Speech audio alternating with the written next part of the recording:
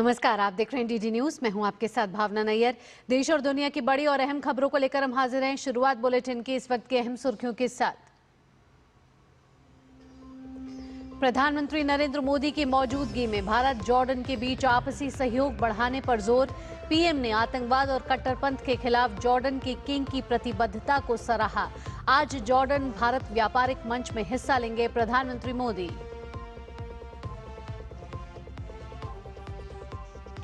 लोकसभा में आज रोजगार और बीमा से जुड़े विधेयक पेश करने की तैयारी में सरकार। राज्यसभा में होगी चुनाव सुधार पर चर्चा। पश्चिम बंगाल, राजस्थान, गोवा, पुडुचेरी और लक्षद्वीप में आज जारी होगा ड्राफ्ट वोटर लिस्ट। राजनीतिक दलों को दी जाएगी हार्ड कॉपी। निर्धारित समय में कर सकेंगे दावे और आपत्ति। भारत ने संयुक्त राष्ट्र सुरक्षा परिषद में की पाकिस्तान की कड़ी आलोचना। पाकिस्तान को बताया आतंकवाद का ग्लोबल एपिसेंटर। एक बार फिर दोहराई संयुक्त राष्ट्र सुरक्षा परिषद में तुरंत सुधारों की मांग।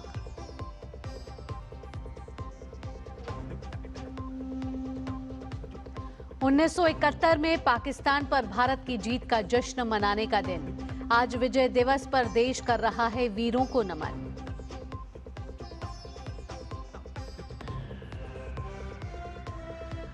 और आज अबू धाबी में होगा आईपीएल 2026 का मिनी ऑक्शन। 359 खिलाड़ियों की किस्मत का होगा फैसला। 77 स्लॉट भरने की कोशिश करेंगी 10 टीम। प्रधानमंत्री नरेंद्र मोदी इस वक्त जॉर्डन के दौरे पर हैं। प्रधानमंत्री मोदी आज जॉर्डन किंग के साथ भारत जॉर्डन व्यापार सम्मेलन को संबोधित करेंगे। अपने जॉर्डन दौरे के पहले दिन यानी कि सोमवार को प्रधानमंत्री मोदी ने राजधानी अम्मान में किंग अब्दुल्ला से मुलाकात की। दोनों देशों ने मजबूत द्विपक्षीय सहयोग की प्रतिबद्धता जताई। यात्रा के अवसर पर दोनों पक्षों ने संस्कृति, नवीकरणीय ऊर्जा, जल प्रबंधन, डिजिटल सार्वजनिक अवसंरचना और पेट्रा और एलोरा के बीच ट्विनिंग अरेंजमेंट के क्षेत्रों में समझौता ज्ञापनों को अंतिम रूप दिया। प्रधानमंत्री नरेंद्र मोदी की जॉर्डन यात्रा के पहले दिन मजबूत द्विपक्षीय सहयोग पर जोर दिया गया। राजधानी अम्मान में हुई द्विपक्षीय और प्रतिनिधिमंडल स्तर की वार्ता में आपसी सहयोग के सभी आयामों को और सशक्त बनाने की बात कही गई। गाजा पर शुरुआत से ही आपकी बहुत सक्रिय और सकारात्मक भूमिका रही है। हम सभी की आशा है कि क्षेत्र में शांति और स्थिरता बनी रहे। आतंकवाद के विरुद्ध हमारा साझा और स्पष्ट रुख है।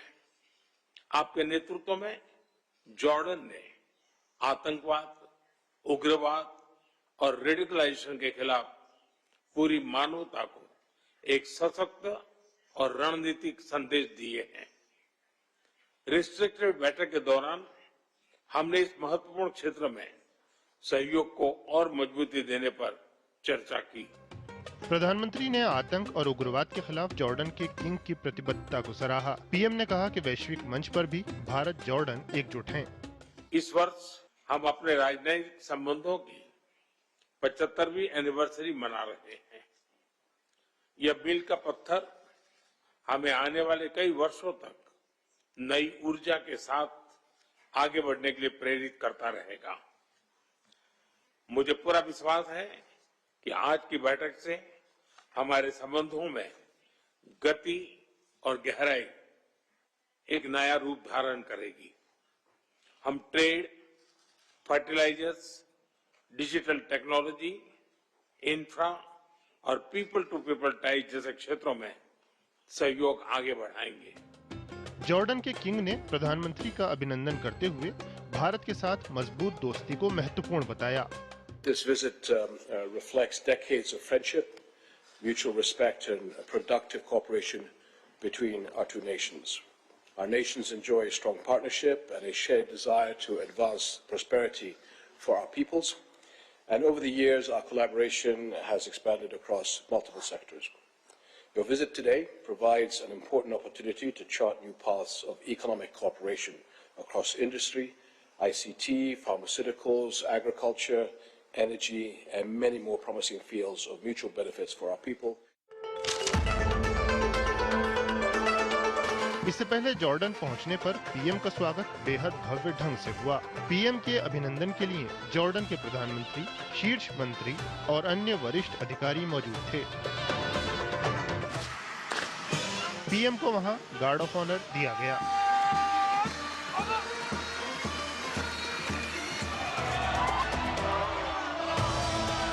जॉर्डन में रह रहे भारतीय समुदाय ने भी प्रधानमंत्री का स्वागत पूरी गर्मजोशी से किया। रंगारंग सांस्कृतिक प्रस्तुतियों ने इन पलों को और भी यादगार बना दिया। विशाल बेरिस्टो के साथ bureau report, DD news.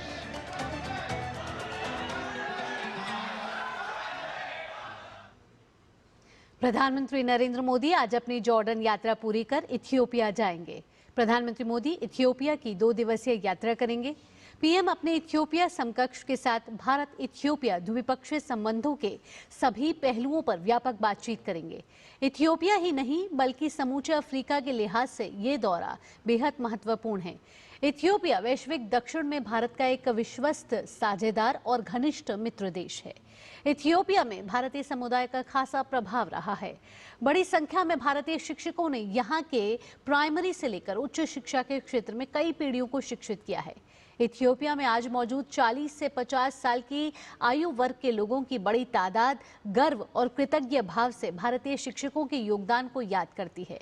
Ethiopia की राजधानी अदीस अबाबा में एक ऐसे स्कूल का जायजा लिया है हमारे संवाददाता अश्विनी मिश्र ने, जहां आज भी भारतीय अध्यापक शिक्षा और संस्कार दे रहे हैं। मछली जल की रानी है, जीवन इसका पानी है। इस कविता का पाठ कर रहे हैं अदीस अबाबा में छोटे छोटे नन्हे मुन्ने बच्चे। हम हैं अदीस अबाबा के इंडियन इंटरनेशनल स्कूल में, जिसकी स्थापना 2006 में हुई। तकरीबन 20 वर्षों से स्कूल प्राइमरी सेक्शन में अमूल्य योगदान दे रहा है इथियोपिया के छोटे छोटे बच्चों के लिए और साथ ही साथ भारतीय मूल के अन्य बच्चों के लिए। यहाँ के दूरस्थ रिमोट एरियाज में भारतीय शिक्षक रहा करते थे, जिन्होंने कई पीढ़ियों को यहाँ पर शिक्षित किया है। यहाँ के प्राइमरी एजुकेशन, यहाँ के हायर एजुकेशन में भारतीय शिक्षकों की अहम भूमिका है। हमारे साथ इस विद्यालय के फाउंडिंग मेंबर और प्रिंसिपल अब्राहम जी हमारे साथ हैं। आप लोगों ने ये विद्यालय कैसे established किया? What was the concept behind it? If I talk about me, I came around about 40 years back. I came. And much before that, there were many Indian teachers. We were all having very good relation and mingling with Ethiopians here because culturally and all other aspects, we were very much similar to Indian culture and in all aspects. So we have been in education for the past many years. So much attachment we have towards this country as they are very much hospitalized. और जो Indian ethos है वो भी कहीं ना कहीं inbuilt हुआ है यहाँ की सोसाइटी में। Values that we have back in India and the Ethiopians also almost we respect their values and they are almost equal values. We consider, we feel like that. And parents are much more dedicated to their children to have education. बहुत सारे 2000 से ज्यादा उच्च शिक्षा और अन्य शिक्षा क्षेत्र में यहाँ पर अभी भी शिक्षक कार्यरत हैं। कितने पीढ़ी पहले आप आए और हिंदी पढ़ाती हैं? हमारी 4 पीढ़ी यहीं पे है और मेरा जन्म भी यहीं पे हुआ है और मैं हिंदी राइम्स सिखाती हूँ बच्चों को, क्योंकि बच्चे सब इथोपियन से, क्योंकि बच्चे तो बच्चे ही होते हैं ना। इस विद्यालय के बारे में बताएं, ये सीबीएसई से एफिलिएटेड है ये विद्यालय? सिलेबस उसका हम वही फॉलो करते हैं। जो सिलेबस है वो सीबीएसई से एफिलिएटेड ये स्कूल है और सिलेबस यहाँ का कैसे क्या है? This school actually started about 20 years ago and we were actually following Indian curriculum, Indian textbooks. We selective books we take and we impart our education with Ethiopian students. This time we have our school was affiliated with CBSE. We are now fully following CBSE curriculum. तो हम बच्चों से भी बात करते हैं, ये बच्चे किस तरीके से यहाँ पर शिक्षा प्राप्त कर रहे हैं और अपने राष्ट्र के निर्माण में अपना योगदान देंगे। आपका क्या नाम है? मेरा नाम श्री कृष्णा। तो निश्चित तौर से अगर देखें तो प्रधानमंत्री नरेंद्र मोदी की ये यात्रा दोनों देशों के आर्थिक संबंधों को और ज्यादा मजबूत करेंगी और साथ ही साथ दोनों देशों के जो शैक्षिक आयाम हैं उसमें नए द्वार खुलेंगे। ये यात्रा आर्थिक आयाम तो बढ़ेगी ही, साथ ही साथ सांस्कृतिक और शैक्षिक आयाम में और वृद्धि होगी। कैमरा पर्सन ललित के साथ Ashwini Kumar Mishra, DD news, अदीस अबाबा, Ethiopia.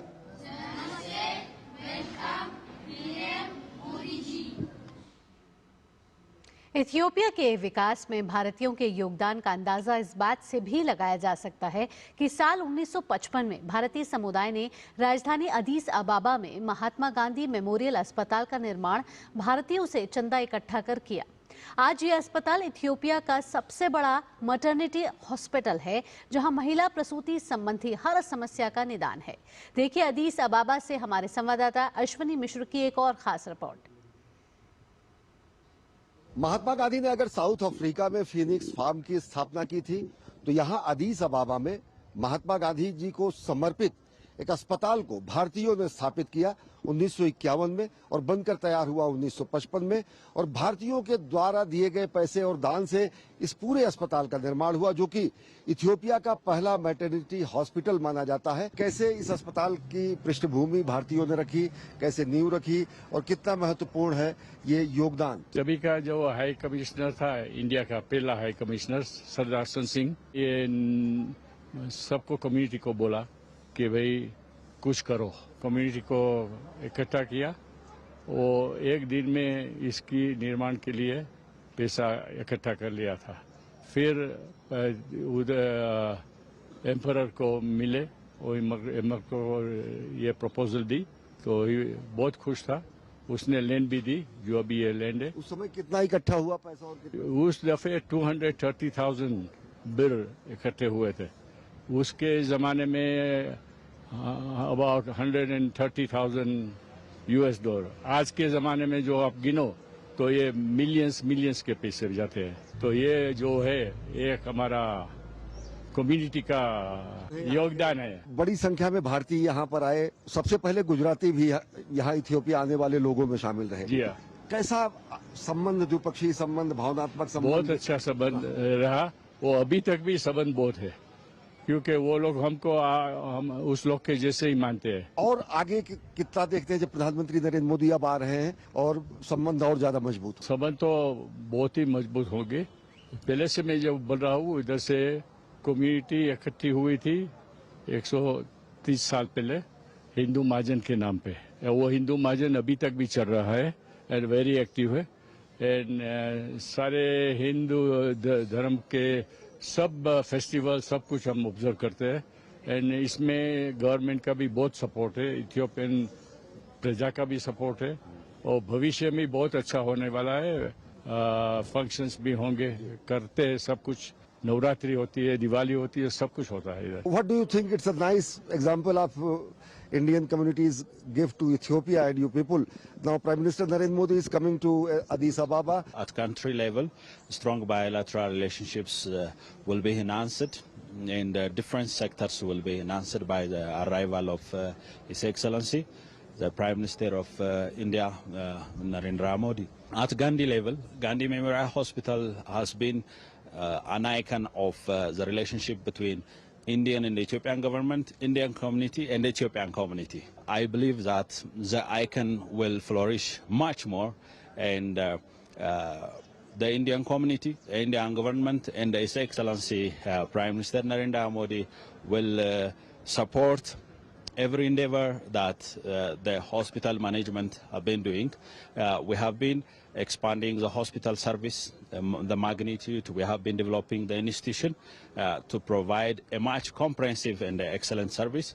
We are also planning to advance the city government of Addis Ababa, under which the hospital is being rolled, as provide an additional land for the expansion of the hospital. चाहे वो चिकित्सा का क्षेत्र हो, चाहे वो शिक्षा का क्षेत्र हो, चाहे वो व्यापार का क्षेत्र हो, उसमें भारत अपना और योगदान बढ़ाए और साथ ही साथ जो संबंध है दशकों पुराने वो और मजबूत हो। कैमरा पर्सन ललित के साथ Ashwini Kumar Mishra, Mahatma Gandhi memorial hospital, अदीस अबाबा, Ethiopia. वक्त एक छोटे से ब्रेक का हो गया, लेकिन जब ब्रेक के बाद लौटेंगे तो बात करेंगे संसद के शीतकालीन सत्र में आज कौन से विधायी कामकाज सूचीबद्ध हैं। ये सब छोटे से ब्रेक के बाद।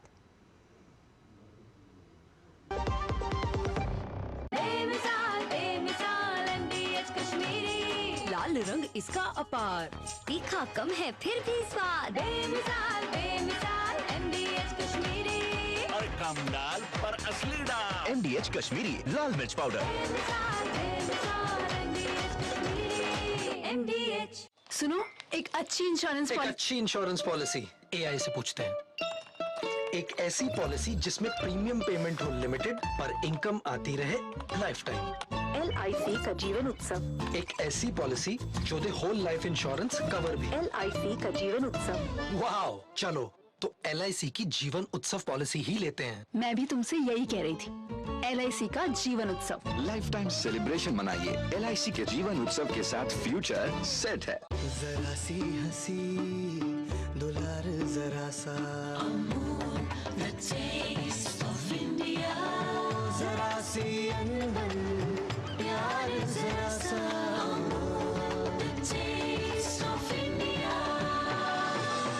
यही तो अमूल है, स्वाद इंडिया का, यही तो अमूल है, टेस्ट ऑफ इंडिया।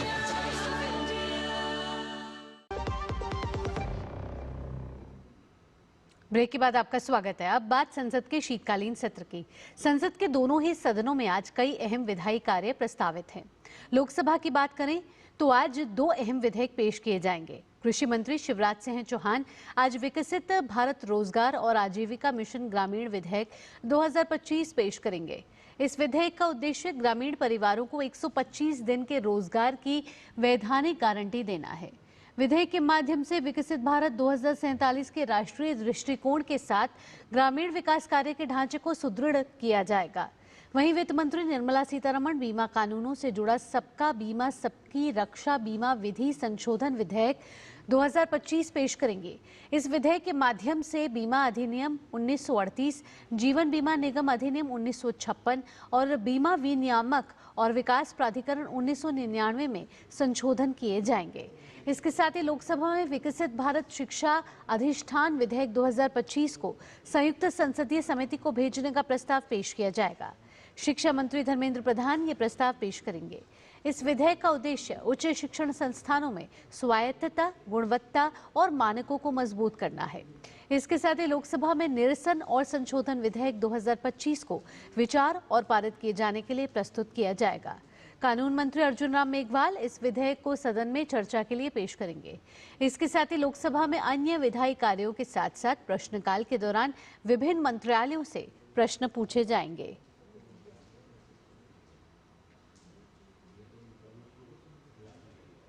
उधर राज्यसभा की बात की जाए तो उच्च सदन में आज चुनाव सुधार पर चर्चा जारी रहेगी। इस चर्चा की शुरुआत बीते हफ्ते हुई थी। चर्चा के दौरान अब तक कई सांसद अपनी बात रख चुके हैं। राज्यसभा में आज विभिन्न संसदीय समितियों की रिपोर्टें भी पेश की जाएंगी। साथ ही प्रश्नकाल के दौरान विभिन्न मंत्रालयों से सांसद अहम प्रश्न पूछेंगे। चुनाव आयोग की ओर से मतदाता सूची के विशेष गहन पुनरीक्षण के तहत आज पश्चिम बंगाल, राजस्थान, गोवा, पुडुचेरी और लक्षद्वीप की ड्राफ्ट वोटर लिस्ट प्रकाशित की जा रही है। ये सूची अस्थायी होती है ताकि इसमें मौजूद गलतियों को सुधारा जा सके और केवल योग्य मतदाताओं के नाम ही अंतिम सूची में शामिल हों। इन सूचियों की हार्ड कॉपी सभी मान्यता प्राप्त राजनीतिक दलों को दी जाएगी, जिससे वे गलत नामों पर आपत्ति दर्ज कर सकें। साथ ही आम लोगों की सुविधा और पारदर्शिता के लिए इन्हें मुख्य निर्वाचन अधिकारी और जिला निर्वाचन अधिकारी की वेबसाइटों पर भी अपलोड किया जाएगा। इन सूचियों के साथ मृत, स्थानांतरित, अनुपस्थित और डुप्लीकेट मतदाताओं की अलग अलग सूचियां भी सार्वजनिक की जाएंगी। इससे ये साफ हो सकेगा कि किन कारणों से किसी नाम को हटाने का प्रस्ताव किया गया है। पश्चिम बंगाल में इस प्रक्रिया के दौरान लगभग 50 लाख नाम ऐसे पाए गए हैं जिन्हें हटाया जा सकता है। इनमें सबसे ज्यादा नाम मृत लोगों के हैं और इसके बाद वे लोग हैं जो किसी अन्य स्थान पर चले गए हैं या लंबे समय से उपलब्ध नहीं हैं। आज से 7 फरवरी 2026 तक नोटिस का चरण चलेगा। इस दौरान चुनाव अधिकारी लोगों को नोटिस देंगे, उनकी बात सुनेंगे, दस्तावेज जांचेंगे और फिर दावों और आपत्तियों पर फैसला लेंगे। इस पूरी प्रक्रिया का उद्देश्य मतदाता सूची को सही, साफ और भरोसेमंद बनाना है। भारत ने संयुक्त राष्ट्र सुरक्षा परिषद यानी कि UNSC में पाकिस्तान की कड़ी आलोचना करते हुए उसे आतंकवाद का वैश्विक केंद्र बताया। संयुक्त राष्ट्र में भारत के स्थायी प्रतिनिधि राजदूत हरीश पर्वतनेनी ने खुली बहस के दौरान पाकिस्तान की टिप्पणियों पर भारत और उसके लोगों को नुकसान पहुंचाने के लिए आतुर रहने का आरोप लगाया। In the last 4 decades, tens of thousands of Indian lives have been lost in Pakistan-sponsored terror attacks, the most recent of which was a Pahalgam terror attack in April 2025, which involved religion-based targeted killings of 26 innocent civilians by Pakistan-sponsored terrorists. It is in this backdrop that India has finally announced that the treaty will be held in abeyance until Pakistan, which is a global epicenter of terror, credibly and irrevocably ends its support for cross-border and all other forms of terrorism. NIA ने पहलगाम आतंकी हमले के मामले में पाकिस्तान में रह रहे साजिद जट सहित 7 आरोपियों के खिलाफ आरोप पत्र दाखिल किया है। इनमें पाकिस्तान स्थित लश्कर-ए-तैयबा द रेजिडेंट्स फ्रंट आतंकी संगठन भी शामिल है। चार्जशीट में पाकिस्तान की साजिश, आरोपियों की भूमिका और मामले से जुड़े सहायक सबूतों का ब्यौरा दिया गया है। राष्ट्रीय जांच एजेंसी की चार्जशीट में प्रतिबंधित आतंकी संगठन लश्कर-ए-तैयबा टीआरएफ पर पहलगाम आतंकी हमले की योजना बनाने, उसमें मदद करने और उसे अंजाम देने में उसकी भूमिका के लिए एक कानूनी इकाई के रूप में आरोपित किया गया है। जम्मू स्थित एनआईए स्पेशल कोर्ट में दायर 1597 पन्नों के आरोप पत्र में पाकिस्तानी हैंडलर आतंकवादी साजिद जट का नाम भी आरोपी के तौर पर शामिल है। एनआईए के आरोप पत्र में उन 3 पाकिस्तानी आतंकवादियों के नाम भी हैं जो घातक आतंकी हमले के कुछ हफ्तों बाद जुलाई 2025 में श्रीनगर के दाची गांव में ऑपरेशन महादेव के दौरान भारतीय सुरक्षा बलों द्वारा मारे गए थे। एनआईए ने चार्जशीट में आरोपियों के खिलाफ भारत के विरुद्ध युद्ध छेड़ने के लिए भी दंडात्मक धाराओं का प्रयोग किया है। मामले में आगे की जांच जारी है।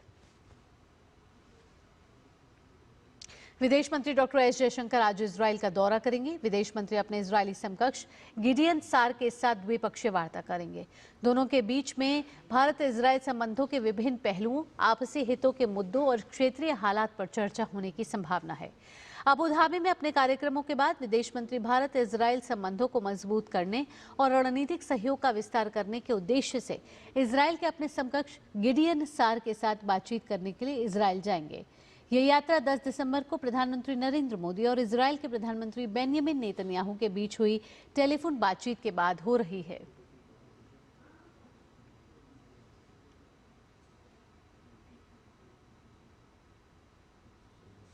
सोलह दिसंबर इतिहास का वह महत्वपूर्ण दिन जब भारतीय सेना ने पाकिस्तान को न सिर्फ बुरी तरह पराजित किया बल्कि दुनिया का भूगोल भी बदल दिया। साल 1971 में 13 दिन तक चले इस युद्ध में भारतीय वीरों ने न सिर्फ पाकिस्तान के 93,000 सैनिकों को बंदी बना लिया बल्कि पाकिस्तानी सेना का अत्याचार झेल रही बांग्लादेश के करोड़ों आबादी को आज़ादी की सांस भी दी। छोड़े जाते हैं आपको इस खास रिपोर्ट के साथ। अगला कार्यक्रम आप देखने वाले हैं नया सवेरा, मेरी और मेरी सहयोगी संध्या शर्मा के साथ। इसी के साथ दीजिए अनुमति। नमस्कार। 16 दिसंबर का दिन भारतीय इतिहास में साहस, बलिदान और शौर्य का प्रतीक है। 1971 में इसी दिन को भारतीय सेना ने पाकिस्तान को ऐसी करारी शिकस्त दी कि उसे पूर्वी पाकिस्तान से अपना अधिकार छोड़ना पड़ा। भारतीय सेना के पराक्रम से दुनिया के मानचित्र पर 16 दिसंबर 1971 को बांग्लादेश के रूप में एक नए देश का जन्म हुआ। इसके बाद से 16 दिसंबर को हर साल भारत विजय दिवस मनाता है। दरअसल धर्म के नाम पर 1947 में भारत के बंटवारे के बाद 2 देश भारत और पाकिस्तान बने, लेकिन धर्म पाकिस्तान को लंबे अरसे तक बांध कर नहीं रख सका। पाकिस्तान के जन्म के साथ ही पश्चिमी पाकिस्तान ने पूर्वी पाकिस्तान यानी मौजूदा बांग्लादेश के साथ भेदभाव करना शुरू कर दिया। जब उर्दू को पाकिस्तान की राष्ट्र भाषा का दर्जा दिया गया, तभी बांग्ला भाषी लोगों में इसे लेकर असंतोष भर गया। इस घटना ने बंगाली राष्ट्रीय अस्मिता को जन्म दिया और फिर शुरू हुआ एक अलग राष्ट्र बनाने की मांग। लेकिन जिस घटना ने बांग्लादेश के लोगों को अलग राष्ट्र बनाने पर मजबूर कर दिया, वह था 1970 में हुए पाकिस्तान में आम चुनाव। इस चुनाव में शेख मुजीबुर रहमान की पार्टी अवामी लीग को पूर्वी पाकिस्तान में 169 में से 167 सीटों पर जीत मिली, जो पाकिस्तान का प्रधानमंत्री बनने के लिए पर्याप्त था। जनादेश साफ था, लेकिन पाकिस्तान का सैन्य तानाशाह याहिया खान और पाकिस्तान पीपुल्स पार्टी के जुल्फिकार भुट्टो ने सत्ता देने से इनकार कर दिया। इससे पूर्वी पाकिस्तान में लोग आक्रोशित हो गए और इसके बाद शुरू हुआ बांग्ला मुक्ति संग्राम। बांग्ला मुक्ति संग्राम को कुचलने के लिए पाकिस्तानी फौज ने 25 मार्च 1971 को ऑपरेशन सर्च लाइट शुरू किया, जिसके तहत पूर्वी पाकिस्तान के लोगों पर बेइंतहा जुल्म ढाया गया। ढाका में नरसंहार हुआ, विश्वविद्यालय, छात्र, बुद्धिजीवी और हिंदू समुदाय निशाने पर आए। लाखों लोग जान बचाकर भारत भागे। कुछ ही महीनों में 1 करोड़ से ज्यादा शरणार्थी भारत पहुंच गए। बांग्ला मुक्ति संग्राम को भारत द्वारा समर्थन देने से नाराज होकर पाकिस्तान ने ऑपरेशन चंगेज खान के नाम से भारतीय एयरबेसों पर 3 दिसंबर 1971 को हवाई हमला कर दिया। इसके बाद भारत और पाकिस्तान के बीच आधिकारिक तौर पर युद्ध शुरू हो गया। पाकिस्तान के हमले का माकूल जवाब देते हुए भारतीय सेना के जांबाजों ने जिस शौर्य और बहादुरी का परिचय दिया, वह इतिहास के स्वर्णिम पन्नों में दर्ज हो गया।